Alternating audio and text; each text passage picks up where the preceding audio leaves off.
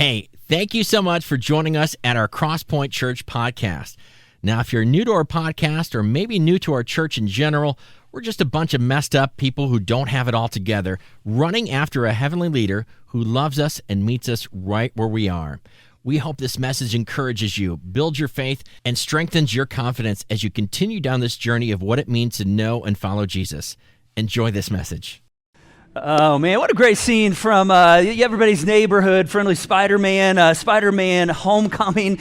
He's trying to figure out his superpowers. I mean, he's just new to this whole deal. He's trying to figure out, what his strengths are, and he's full of ambition, full of intention, good intention, and he has a lot of fumbles, a lot of moments, a lot of mishaps, a lot of moments where he is not operating out of an awareness of what he uniquely brings to the superhero world. And one of the things we see in Spider-Man is he is on this journey of self-awareness. He's on this journey of discovering what he is and who the future him is going to be, which is the journey that we're all on right now.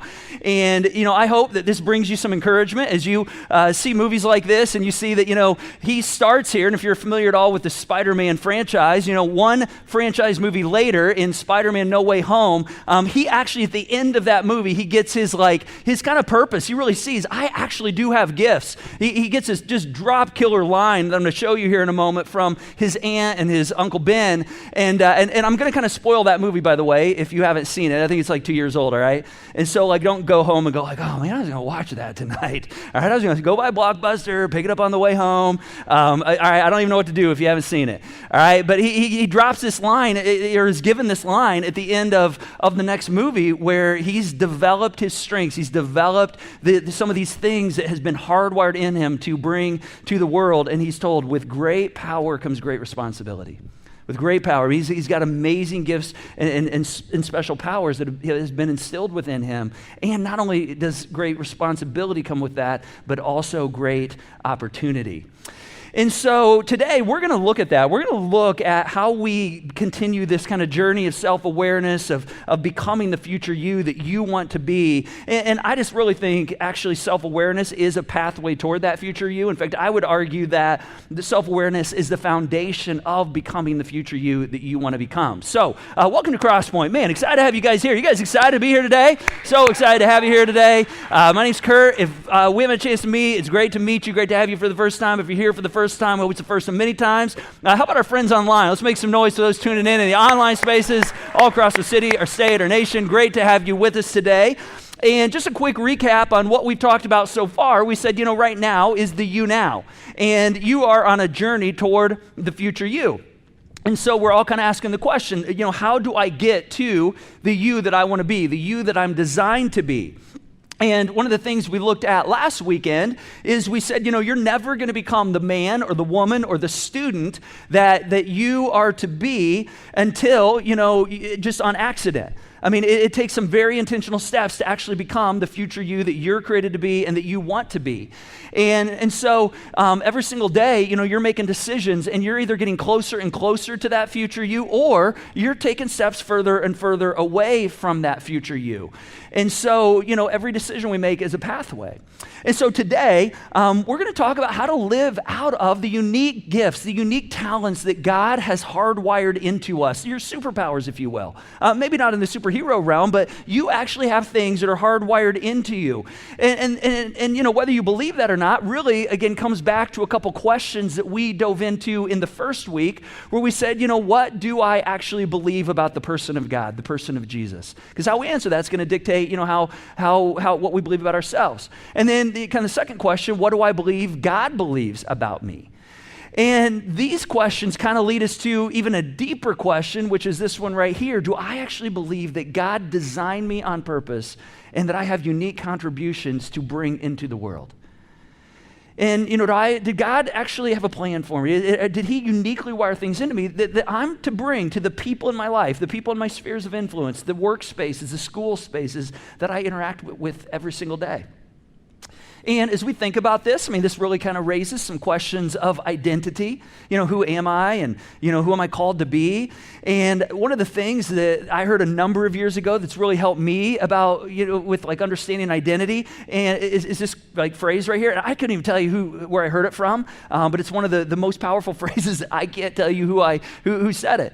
But it's this right here, that our identity is best when it's ascribed to us. As we think about our identities, we think about, what am I living now? What do I believe about myself? So many times we want to kind of set our own identity. We say, well, I'm going to determine who I am, and I'm going to tell myself that you're this. And we realize that there's, some element that we can do that, but there's a lot of holes in that. Because we're broken, and we don't fully see the full potential of who God sees us as. So then oftentimes we'll kind of swing the other way, and we'll say, well, I'm going to let other people tell me who I am. I'm going to let, people in my life, friends, family. And again, there's all kinds of holes with that, because we often are kind of given an identity that maybe isn't who we are, but it's who others want us to be.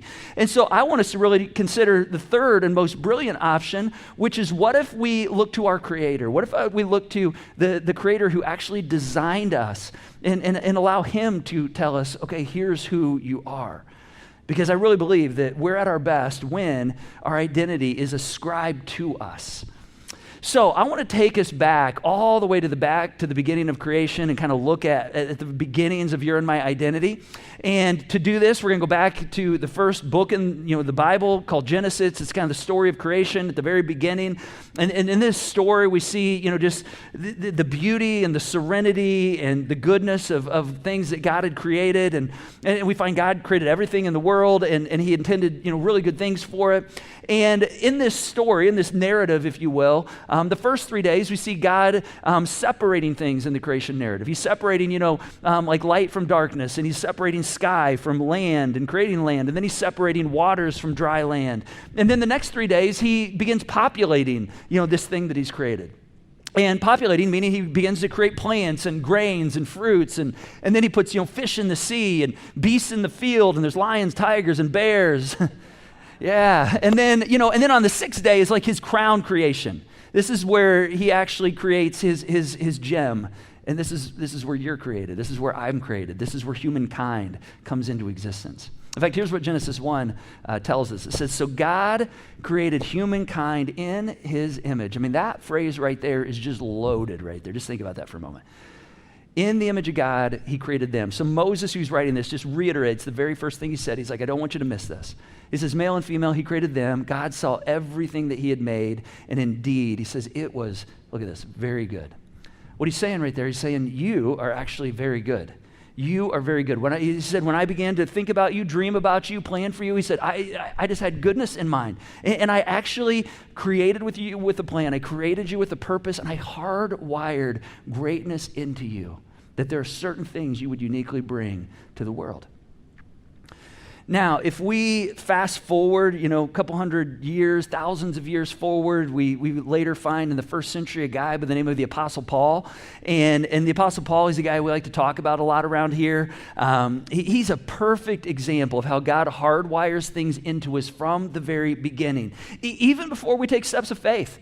Even before we take steps to even, pursue or know who Jesus is. And we see this with Paul. In fact, Paul, in his early days, he's like a bad dude, all right? Not like a bad dude, like, hey, that's a cool guy to hang out with. I mean, I'm not talking bad, like vile, just had a lot of destruction coming out of his life. And in the early days of his life, he's known as Saul. And then his name gets changed later. But Saul, in his early days, he was stubborn. He was hardwired to be single-minded and driven and fanatical, and he would use all these things that are hardwired into his life to basically actually come against the creator of the universe, to come against Jesus. He hated Christians. He was actually against followers of Jesus. And then one day he changed his mind.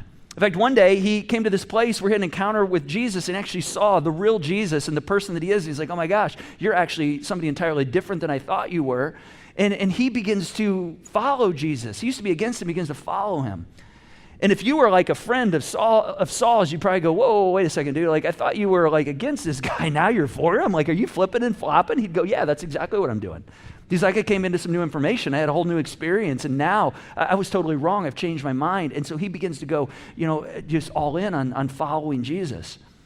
And it's interesting because, when we take that step, our identity changes. We begin to become known as a child, a son or daughter of God. But what's really crazy is it doesn't change our talents that are woven into us from the very beginning. In fact, Paul, even after he takes this step, he's still stubborn. He's still single-minded. He's still, fanatical and driven, has this high command. But now, instead of coming against, the creator of the universe, he's actually helping people find their way to Jesus. He's actually using his talents, these things that have been hardwired into him, to actually, instead of create harm, to actually help heaven be more crowded one day. He's like, I want to help people experience the same Jesus that I've come to experience.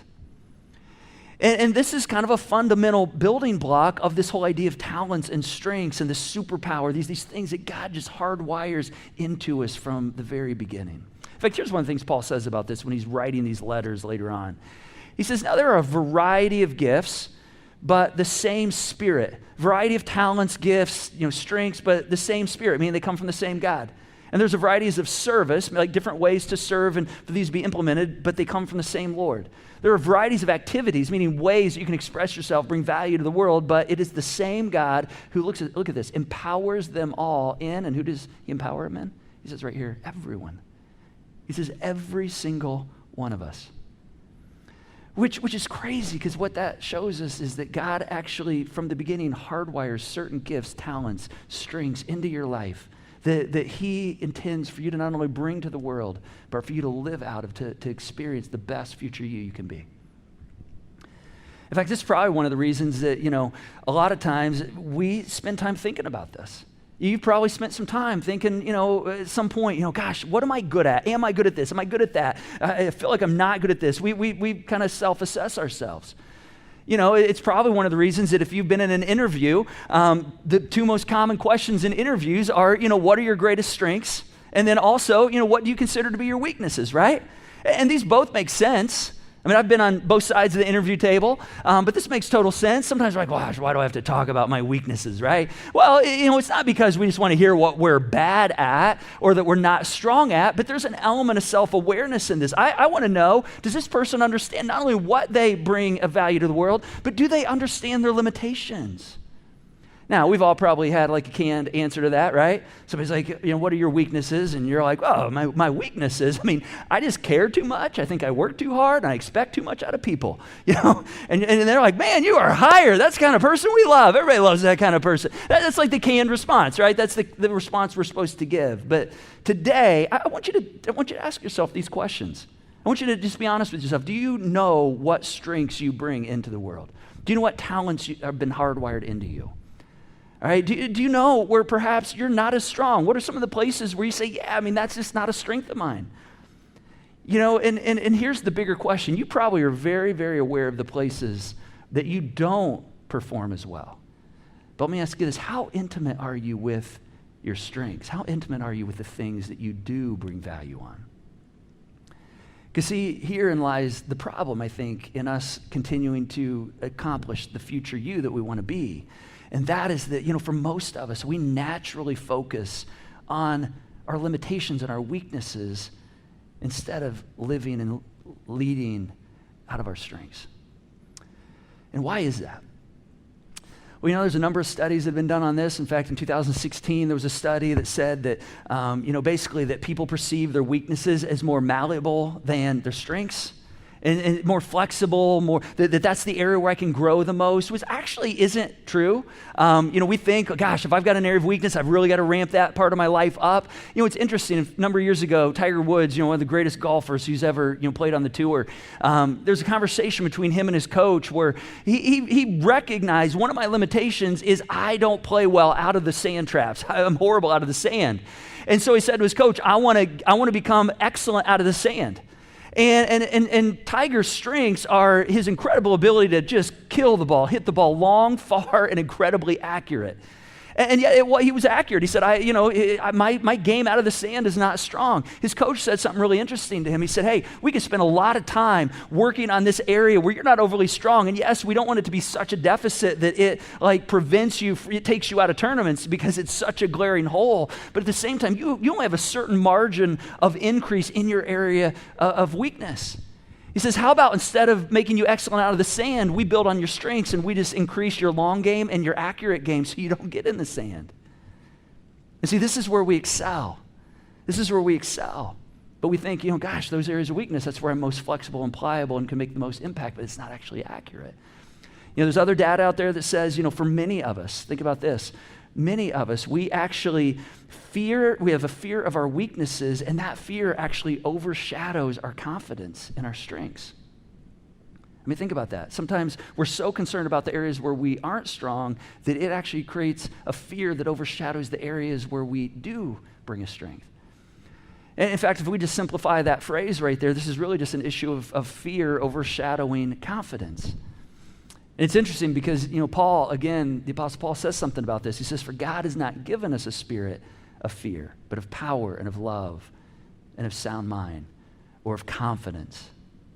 And yet, let's be honest, most of us probably pay more attention to the things we're not good at than the things that we are, right? I mean, myself included. In fact, last weekend, just case in point, this is a really cool moment last weekend. If you were with us, if not, I'm going to show it to you, where we were talking about how small things over time make a big difference, can actually have compound interest and build up to have some pretty big affect. I mean, we can do small things over time, and over time, those can take down some pretty big giants in our life if we stick to it, if we put it in our life, if we just continue, these small little habits over time. And we kind of illustrated this with a domino set that our production team had built throughout the week.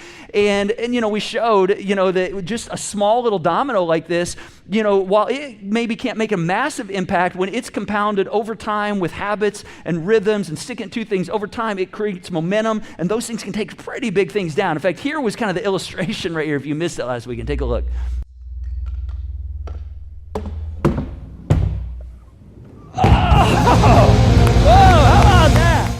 I mean, isn't that amazing? Like, just the visual of that I can actually do small things over time, and it can actually take down big giants in my life. Now, here's what was fascinating about last weekend. You would not have seen this unless you were here, part of our early weekend service, which is our capture service, where I was kind of illustrating that, if this is the future you, and you just begin to develop small habits in your life, I started throwing this at the big, 5-foot domino, just to show that, like, if you just say, hey, I'm going to do something once or twice or over a short period of time, and I try to knock this giant down in my life, it has no affect. I mean, that domino doesn't move at all, that big one, all right? But it's only over time, one thing building on another, that actually allows us to take those big things down. So that was the point, and I kept, illustrating this. So the very first time that I kind of illustrated this, and I got ready to throw this domino at the big domino at the end, and I'd done this like 20 times, like that day, by the way. I just like whiffed.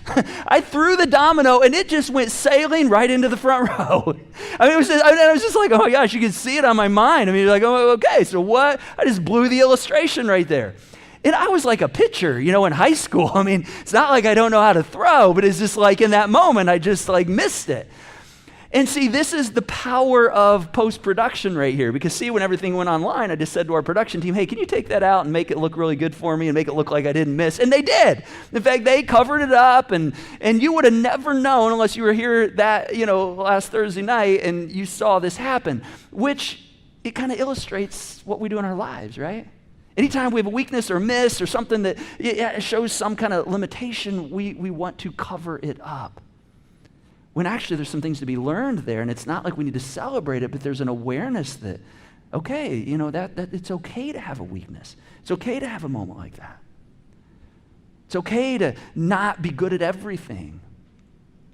Perhaps you've been at a party where, you were hanging out with friends and had a great time at the party and made all kinds of connects and enjoyed yourself, and you get in the car to go home at the end of the night, and, on your way home, I mean, all you can think about is that one tiny little moment, that tiny little conversation or that awkward moment that you had where something came out and you put your foot in your mouth.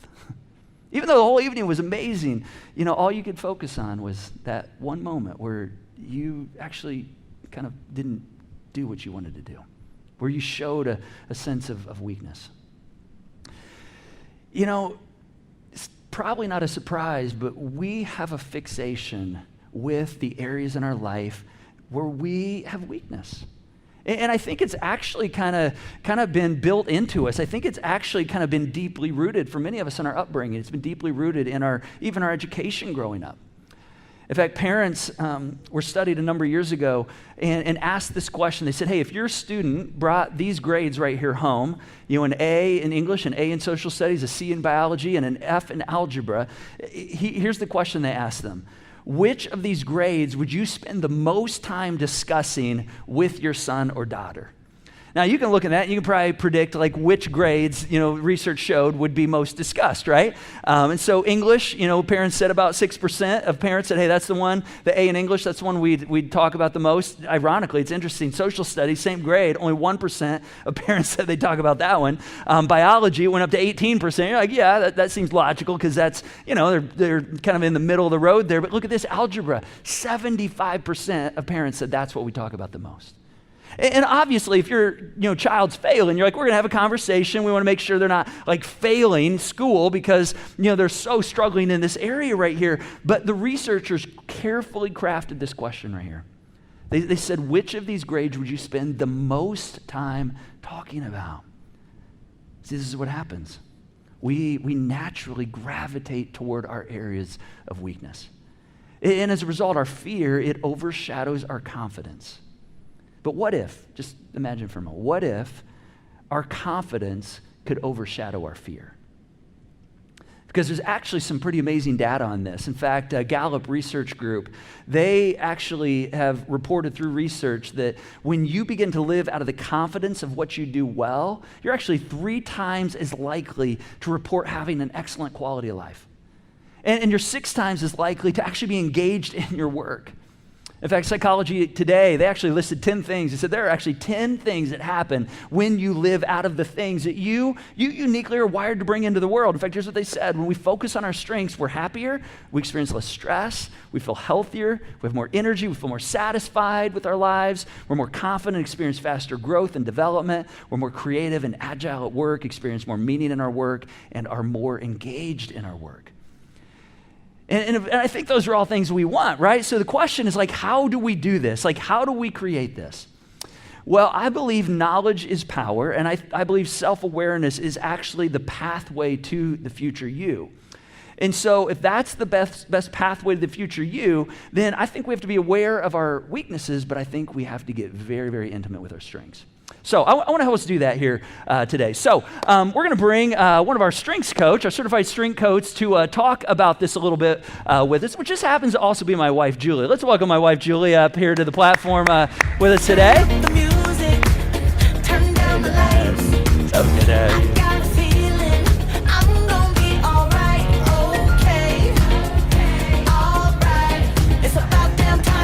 All right, so if you have never met my wife, this comes very natural doing strength coaching. She's now you're now certified in this, have been. But this is a part of your life. You're a coach professionally with educators, but it's not just what you do for work. This is also what you do in our family. You did this at Crosspoint for years with our kids' environments, with for our leaders. All around. You are a coach. Why do you have such a high belief in strengths? Tell us about your journey to getting to why you've so built into these. Well, just as you talked about, my whole life, I guess I feel like people need to be seen and heard. I've always felt that way. I think that's why I love what I do in my day-to-day work.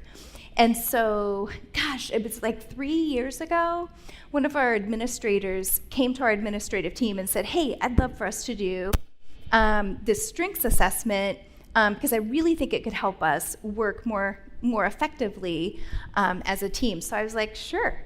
Because Curt and I have taken lots of assessments. Lots of assessments. Yes, I feel like short of them doing a blood sample, I feel like I have been told all the things I'm good at and all the things I'm not so good at. So I was like, yeah, and I'm pretty sure I know how this is going to come out.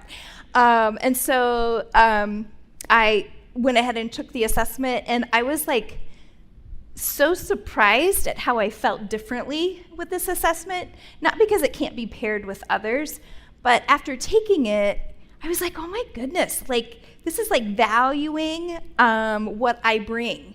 And then also hearing and seeing what my colleagues their assessments came out as it was a very positive experience. And so I was like, gosh, I've got to get trained in this. And so really cool. With this training, it's not just you go to the training, but you also then have to take an assessment, do some coaching, and those people evaluate you. But after the week-long training, our trainer said, please, I know that there's these extra steps of this assessment and of coaching, but he's like, please, please, please do this. He said, because we need all of you to help share the news that every person has talents, every person brings strengths, and the more of us that can do that, the better this world's going to be. And I'm super excited to share that by June, I will have supported close to 100 people over this last year, helping them identify what their talents and their strengths are. That's pretty awesome. That's amazing. Yeah, that's really cool, isn't it? Now, and I know for me, like when I come home and hear some of this and we talk about this, you often on the other side, people like light up when they find their strengths because everybody loves hearing you actually bring value to the world. You actually are, this is wired into you. Yeah. You know, as we think about strengths, I know, some people, we get fearful, right? I've had conversations, people are like, I don't know if I want to know what they are. I don't think I have them. What if I find out I'm not gifted at all? What would you say to someone that feels like, gosh, I don't know if I have anything? Or what if I find out I'm in the wrong place? I'm in the wrong profession. As an educator, are there certain strengths that I have to have? Or as a salesperson, is he going to tell me I shouldn't be in my job? What would you say to them? Well, first of all, I kind of felt that way because we had done all these other assessments, and I'm like, oh, this is like my day-to-day job. Like, what if they see what my top strengths are and they think, ooh, those are not what a coach should have. But here's the thing. Strengths are neutral. And actually, through Strengths Finders, there are 34 themes, and we all have all of them. Really what it's doing is helping us see what are those top themes, and then how can we build into those. There is not one grouping that is better than another. A leader can have any type of profile. It's knowing what those are and how you can lean into those. And then how can you lean into partnerships and teams around you to really use everybody's strengths. And, we've got the Discover Your Strengths workshop coming up here, starting next week. If someone's interested in being a part of that, what are the 2 or 3 things they're going to walk out with as a result of that? Sure. Well, the big 3 things is, the first one is you're going to learn to name those top talents. Now, here's the thing. You may already have a hunch about what those things are, but what this assessment will do is it will actually name them for you. So it's tangible. It gives you a talking point. It allows you to have conversations with people in your circle, and for them to even speak into you about those. But it gives you these tangible statements in order to really latch on to. And then it's claiming it, right? So it's not just knowing what they are, but it's actually like claiming those. Now, I have to tell you, when I took this assessment, I was like super excited about it, and I'm like showing Curt, and so my top 5 are up there, and I'm like, oh my word, like, Curt, these are like so me, don't you think? And he's like, yeah, but how do you get anything done with the top 5? And a lot of ideas, a lot of positivity, a lot of learning. I'm like, are you kidding me? Are you saying I don't work? And I'm like, it's the next 5 that get stuff done. And so really with this, it's like helping understand those. Kurt's are a little bit different than mine, right? But yet us being able to like say, yeah, that's me. The cool thing too about claiming it is I started seeing like connections across my my whole life. And so like you'll see connectedness right there. You're probably like, yes. However, here's crazy thing. Like as I look back at my life, I'm like, I remember in 6th grade, I was so wowed by the fact that we were reading a story in language arts that connected with social studies. And I remember coming home telling my family, not another person cared about this, but I was so excited about it. And then fast forward to when we named our children, they all had to have a connection to our family. I mean, by the fourth one, it was getting a little tricky. And they all had to have an M name. Well, by the time we got there. By the time we got there, yeah. Right? I was pregnant, so I didn't realize that they were all M's till we got too far into it, so we had to stick with that, right? But this whole thread of connectedness. You're seeing the thread. Has been happening across my whole life. Yeah. And then the last thing is really like aiming what we know. So it's knowing what those top talents are and developing them into strengths, but then owning them, but then aiming them towards things. So aiming them towards what you do, but also in partnership with others and in teams with other people. And so in order to do that, we have to have practice, though. It's not going to be perfect every single time. But something I did want to mention about that. So Curt and myself, so if we could get those back up on the screen. So Curt, see, we had the conversation every week, what stories do we get to tell about our family? And Julie got to go in my seat this week and see if it was okay to tell these stories. That's right? exactly right. That's exactly right. So you'll see up here that Curt and I both have ideation, right? And so the cool thing is, though, it doesn't get lived out quite the same. A friend of ours was saying that, like, these strengths or these talents are like spaghetti, because the way in which they intertwine for each person's unique. So it's not, he's like, it's not like waffles and syrup, it's like spaghetti. And I do love that. So we both have ideation, right, in our top strengths. So we moved into a new house, what was it, 4 years? Five years ago, not real great numbers, 5 years ago. And I said, I think we need a big table in our dining room. And so I, as a learner, started investigating tables that we could purchase, but then also some table plans in order to make some tables. That Curt could build. Well, no, you told me, listen, Curt says to me, I don't have time for that.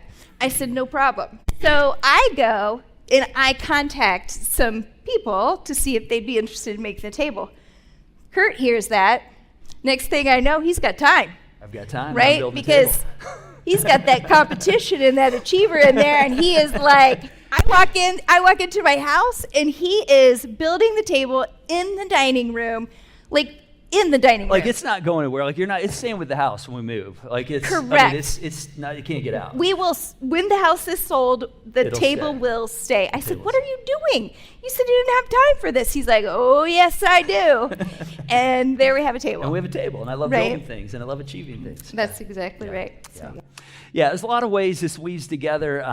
As we kind of wrap up, we've got opportunity for strengths. Some of you are signed up. There's still a few spots left. That begins Monday, May 8th. If the dates don't work, you're like, hey, I want to dig into this more, let us know on your connection card. We're going to have another class come. You'll be the first to know. Tell us a little bit about the opportunity for students, because we're going to have an opportunity for students later this summer for parents and students. Right. So one of the things that has been really amazing for our family is we have had our kids take the Strength Finders assessment. And quite honestly, our parenting, I think, changed when we went through Nurtured Heart, and really valuing and naming what we see in a positive way with our kids. But then this came along, and we had all of our kids take this assessment. And the cool thing about it is that it gives us, again, tangible ways to speak into our kids. But not only that, it helps them to know like who they are and how they're naturally wired. It's not going to help them choose a job, but it is going to help them know who they are. And so it's been really powerful for us, and I can't imagine that it wouldn't be powerful for other families. And it allows us to help remind them of where they're strong as they make decisions, as they go through things. And we hate that we didn't have it for our older ones like years ago. I mean, sometimes they're like, gosh, you guys were horrible parents when we were young. Like, we really were. We've really grown and become really good. And so it does give insights to that. So again, if you're interested in that, you can let us know. You'll be the first to know. Hey, let's thank Julie for sharing a bit on strengths. Thank you, Julie.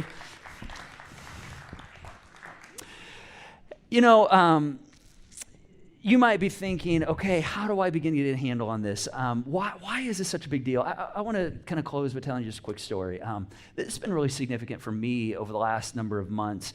In fact, over the last 2-3 years, everybody's jobs change, life's change. We take on different roles. We begin to operate differently based on gaps and the demands of the season.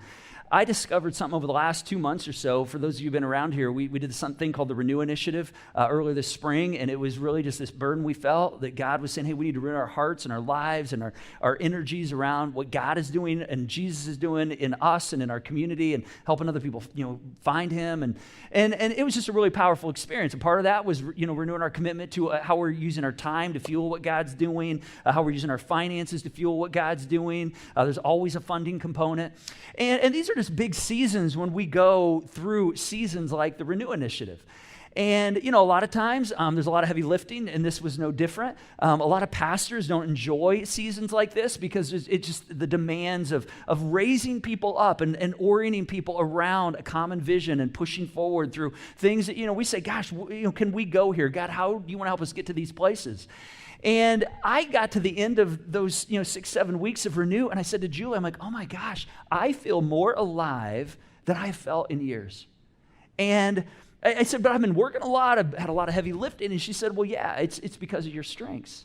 And I'm like, what do you mean? And then she showed me this kind of profile right here, which is the domains of the 4 different areas of strength. And you're not going to be able to read this or see it online. But let me tell you, the orange up there, a lot of my strengths fall in orange, which is influencing. And during the Renew Initiative, a lot of my job was activating people, getting people activated around a mission, inspiring people, challenging people through creative ideas and casting a vision of the future, which are all of the things that are some of my strengths, and then orienting around things that we don't know if they're possible or not, but we're going to push ahead and see if we can leverage our lives to something bigger and beyond ourselves. And I began to realize, she said, this is why you're feeling, so alive. It's like you found the pocket. And it was just like this light bulb went off in my head. And she said, you're actually made for moments like this.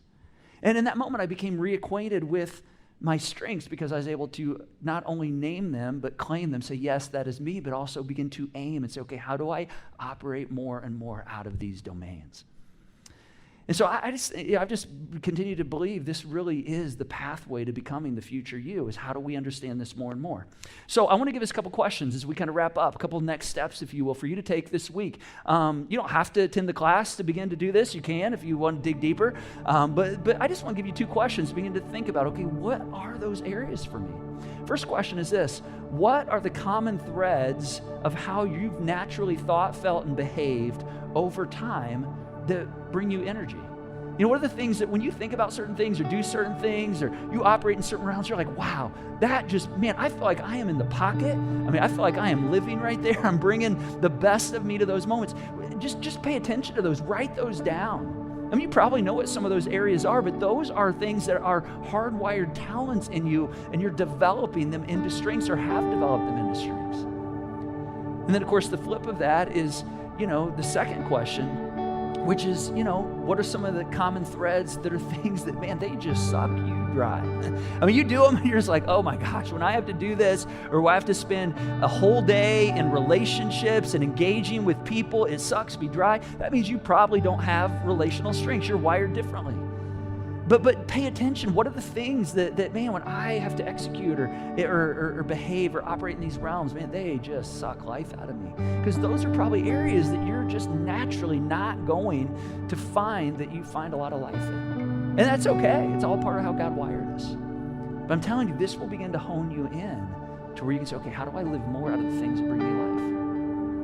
And of course, if you want to sign up for the class, there's the workshop, there's a few spots left. You can scan this QR code, and begins Monday. We'll get assessments to you, and you can be a part of taking a deeper dive on this. I just believe this is a part of the future God wants to continue to create in us. How do we live more and more, be intimate, and be aware of our weaknesses, but how do we be intimate with our strengths? Because the you want to be is going to come out of those areas. All right, let's stand. I'm going to pray for us. We're going to sing one more song. Heavenly Father, thank you for, thank you for hardwiring into us, having a plan, a dream from the very beginning of how you're going to create us, knit us together, the unique ways you're going to shape our lives and build things into us that we can uniquely bring to the world. Some of us, we still are trying to reconcile that in our minds right now. I just pray that you would just bring a confidence to us. Help us, even in this moment, to begin to see some of those places where we bring value. And God, I pray that you would help us to develop those, that you would bring those out, because we know when we do, man, life for us is so much better, and life for others around us is so much better as well. God, I just pray that as we wrestle with, where we bring value, how we bring value, even the question of, God, did you wire those things into us? Maybe for some of us, the first step we need to take in this journey is just recognizing that you did. And God, you do love me, and you are a good God. And in fact, that's why you sent Jesus. And maybe even for you, one of your first steps in leaning into that is just saying, okay, I need to trust you, Jesus, and follow you with my life. And perhaps right now, you've never taken that step and you're just feeling a tug in your heart to say, that's the step I need to take right now. You can do that right now. There's no magic to the words. God knows the intention of your heart. If you just need to say, God, I want to know your goodness and grace, and that you are a good, good God and have good plans for me, and I want to begin to follow you. Just let him know that right now. You can take that step, and as you receive him and his goodness, he will receive you. Father, I just pray that you would bring a confidence. I pray that you bring a fresh wind and blow of your spirit in our lives. Help us to live increasingly more to the places where you've wired us for strength and talents and to bring good into the world. And God, we know when we do that, there's a joy that comes. There's an insurmountable joy that we begin to feel and experience, and we want that. We want that, God. So I pray right now that you would just bring that about, that you would move. We pray these things according to your name and your character and your reputation, Jesus. Hey, thank you so much for joining us at our Crosspoint Church podcast. Now, if you're new to our podcast or maybe new to our church in general, we're just a bunch of messed up people who don't have it all together, running after a heavenly leader who loves us and meets us right where we are. We hope this message encourages you, builds your faith, and strengthens your confidence as you continue down this journey of what it means to know and follow Jesus. Enjoy this message.